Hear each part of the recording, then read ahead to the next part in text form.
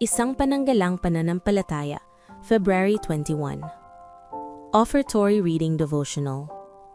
Noong 1915, isang babae na nagngangalang Ellen G. White ang pumanaw. Siya ay nagsalita at sumulat tungkol sa kalusugan, edukasyon, teolohiya, pamilya, buhay devosyonal, panalangin, at pamumuno sa loob ng 70 taon. Ang kanyang mga isinulat ay makukuha na ngayon sa higit sa 175 mga wika, higit pa sa sinumang Amerikanong may akda. Sumulat siya ng 5,000 na mga artikulo at 40 na mga libro at nag-iwan ng higit sa 100,000 mga pahina na sulat kamay.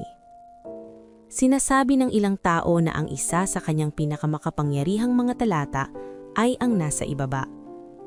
Kapag lubos na naunawaan, saklaw nito ang ating buong buhay, kasama na ang ating pananampalataya at ang ating pananalapi.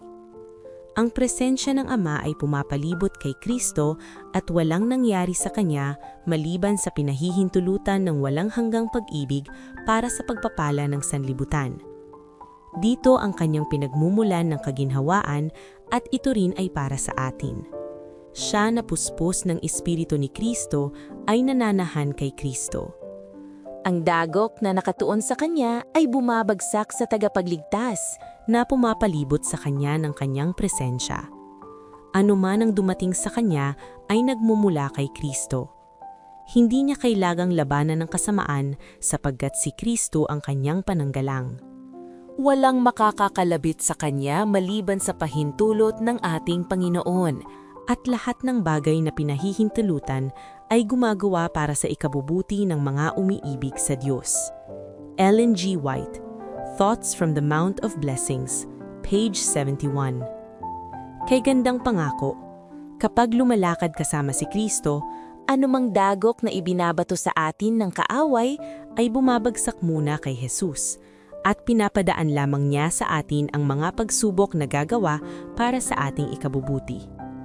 Ang ating buhay ay nasa mga kamay ng Diyos, kay gandang lugar upang pagkalagyan. Panawagan.